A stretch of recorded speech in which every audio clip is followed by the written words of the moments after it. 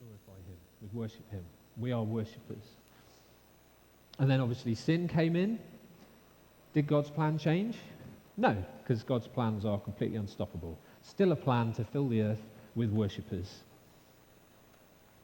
And so he made a promise to Abraham, a covenant that said, I'm going to make a nation out of you.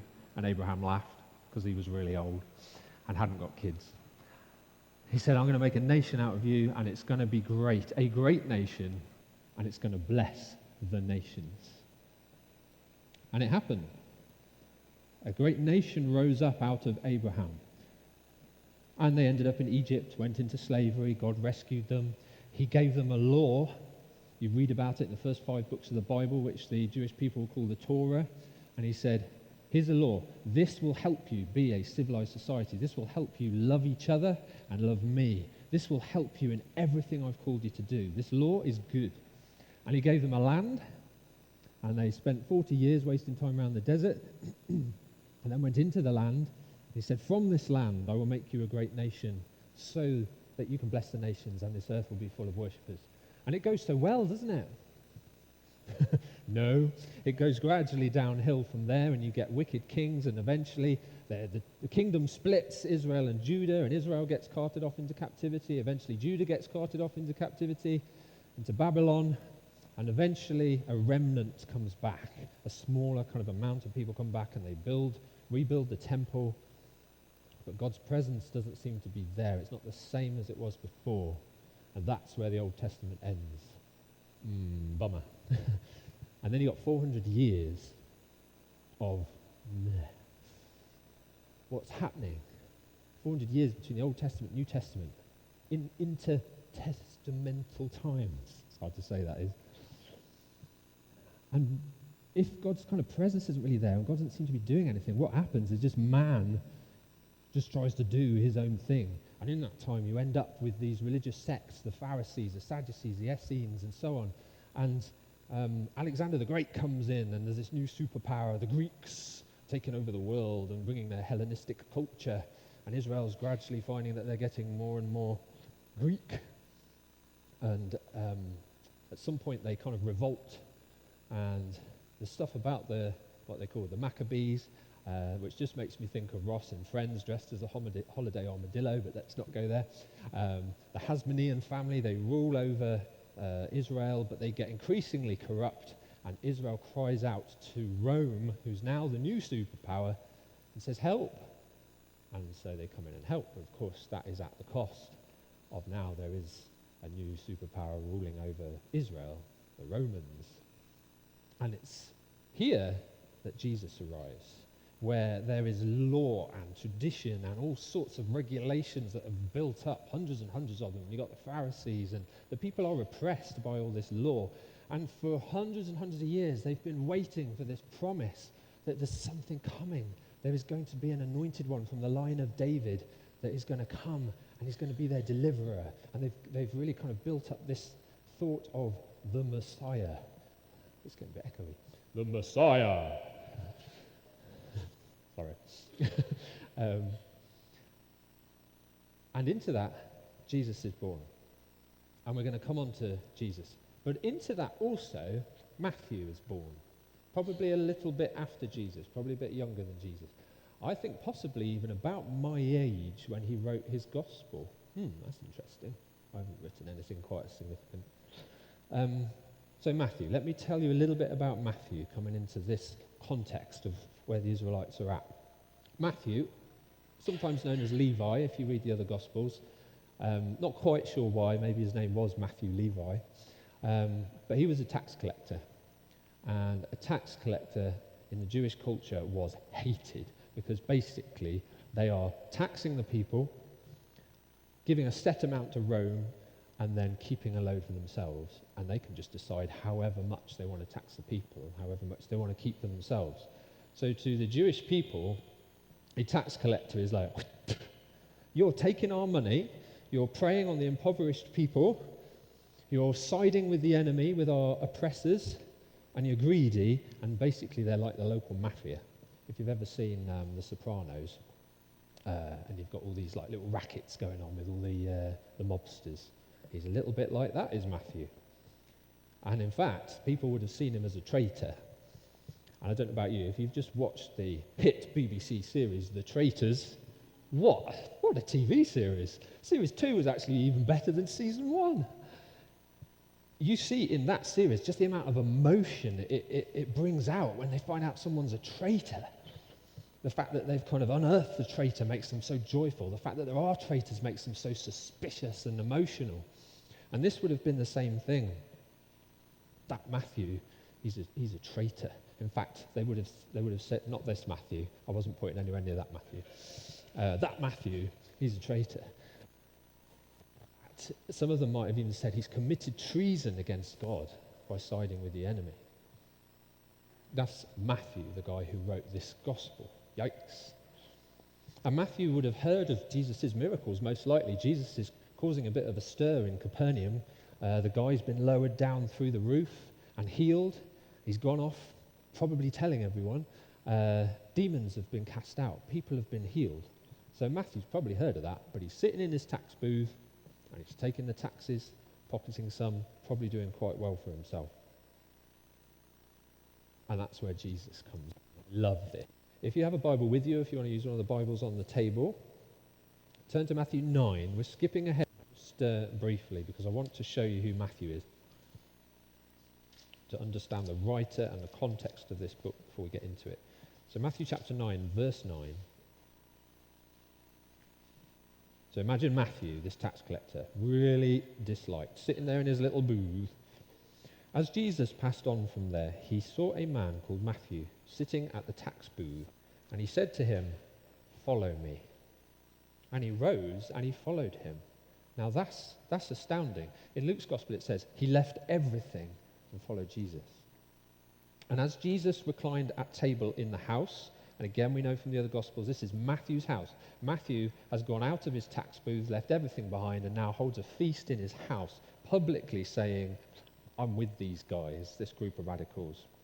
So as Jesus reclined at table in Matthew's house, behold, many tax collectors and sinners, so they're the people that the religious establishment, the Pharisees, etc., would look down upon and say, "Oh, we don't want anything to do with them." They came and were reclining with Jesus and his disciples. And when the Pharisees saw this, they said to his disciples, "Why does your teacher eat with tax collectors and sinners?" But when Jesus heard it, he said, "Those who are well have no need of a physician or doctor, but those who are sick. Go and learn what this means. I desire mercy and not sacrifice." Jesus is quoting there from Hosea, from the Old Testament, which the Pharisees should know. "I desire mercy and not sacrifice, for I came not to call the righteous, but sinners." Wow, isn't that incredible that this tax collector that people really don't like, this is how he's called, and Jesus, this is what he says, that Matthew and Jesus are kind of openly signifying acceptance and relationship by having a meal together in that culture. That's what it would have really signified. And the Pharisees are just like, ugh, what are you doing with these horrible people? There's a scandal of this. I mean, even the disciples would have thought, whoa, why have you got a tax collector in the group? And me and Liz have just recently been watching another hit TV series, The Chosen. And out of all the different things I've seen through my life about Jesus, Sue likes this, she's a big Chosen fan. I like this one the most because there's no TV adaptation or film adaptation is going to be completely accurate and exactly as it was back then. But the fact that Jesus and his disciples are Middle Eastern is a great start, rather than a pasty American guy walking around going, it has some authenticity about it. But anyway, we watched the episode this week. We just happened to have come to that episode, or maybe God was involved, where Matthew is called. And you see Peter with this kind of like, manly kind of, I don't like what you're doing here. And you just think, man, what a ragtag group, fishermen and stuff. And then Jesus is inviting in a tax collector, the one who's oppressing them by overcharging them taxes and giving some to their oppressor, to Rome, and keeping the rest for himself. And now they're sitting in his house. This Jesus is a radical guy. And I just paused here and just thought, isn't this an amazing example of conversion, Matthew? He's gone from sinner, sitting in his tax booth, being kind of the representation of all the kind of evil and everything that's wrong and all the things that just haven't happened and promises that haven't been fulfilled yet for the Israelites.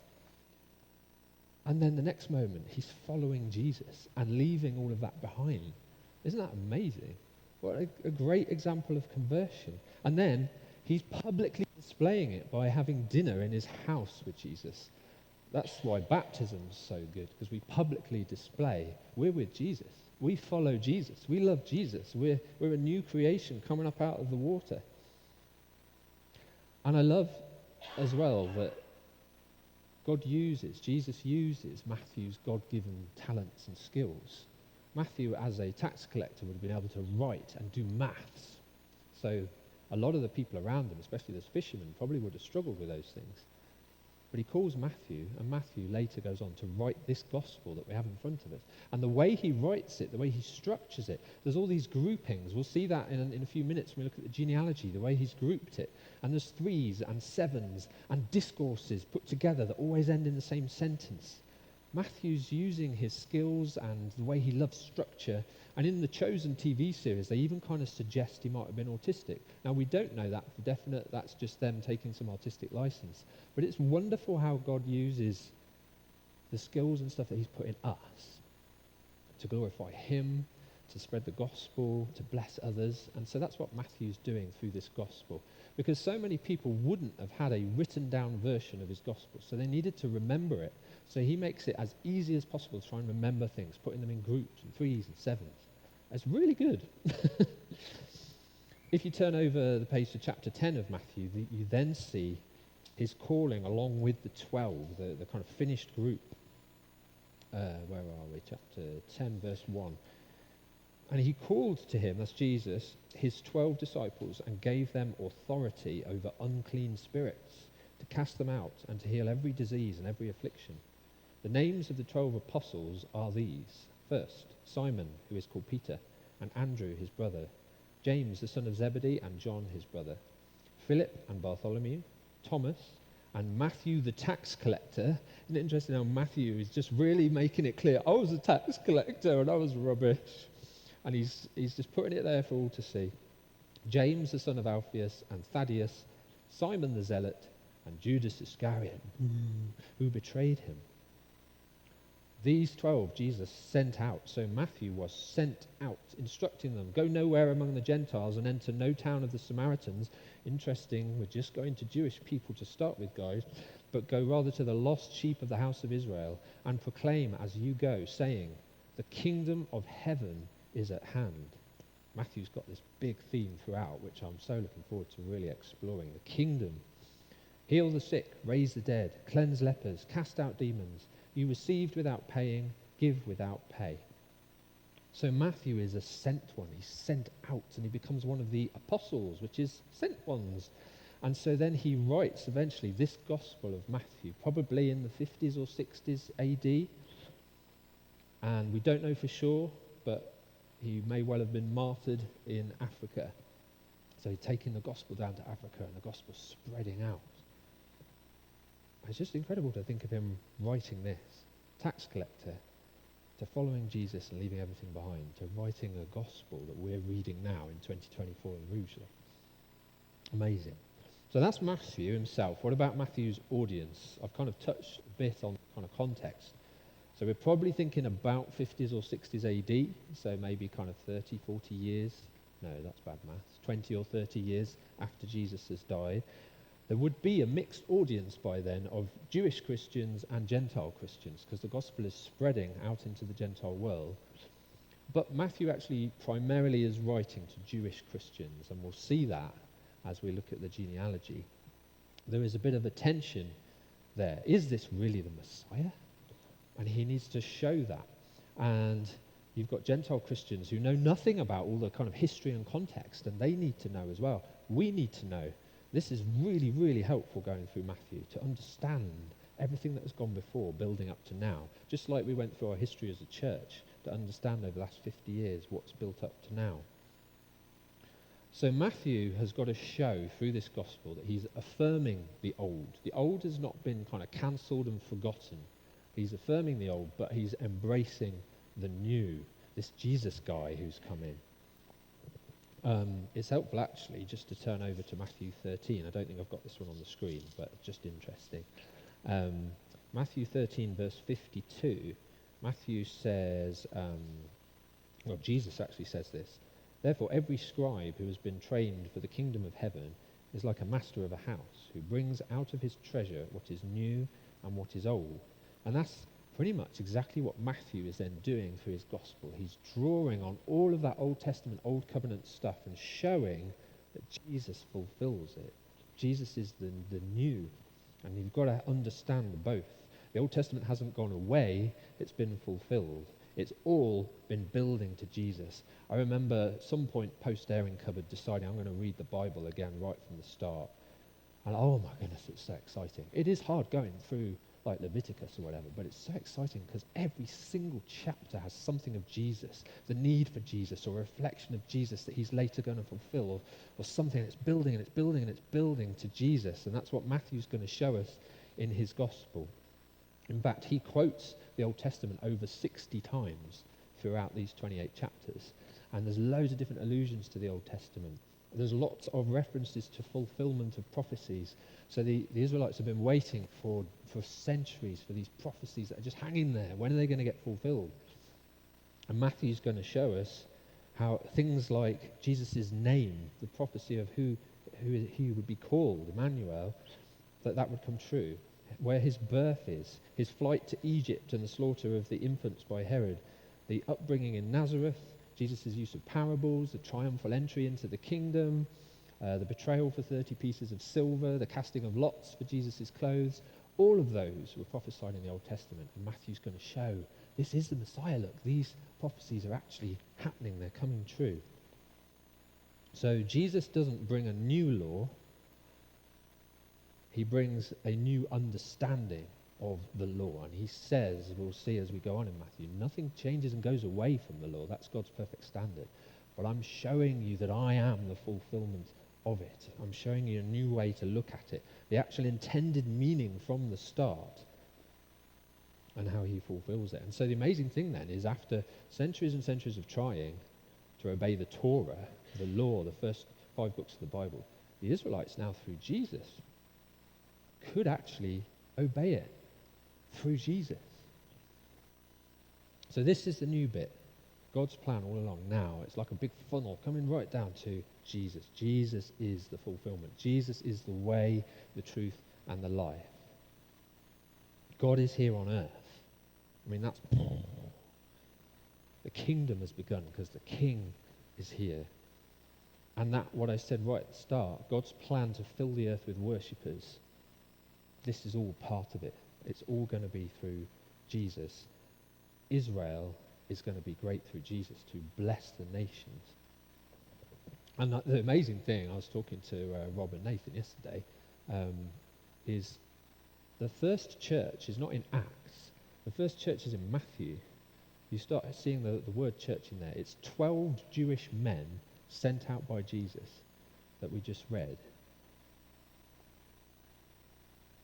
First they go to their own people and then to the world. So the church actually becomes the fulfillment of God's faithfulness, a demonstration of God's faithfulness to Israel. It's part of fulfilling everything he's promised them rather than replacing Israel. That first church was completely Jewish. And then through that, it has come out to us. I'm a Gentile. Amazing that I get to know Jesus. So, I found this helpful as well as a little background to the gospel. I love Rosie, and I feel for her in struggling with her eyesight. So I bought her this, which is a 20-point font, super large print Gospel of Matthew. And just as I was flicking through it, I can't give it to her yet because she's away this week. There's an introduction, and I kind of scanned down it, and I thought, oh, that's really good. I'm going to read that out. So this is helpful. Matthew's purpose is to show that God has kept his ancient promises to Israel through the life, death, and resurrection of Jesus the Messiah. The long-expected reign of heaven is now coming to earth, bringing the Jewish story to its climax.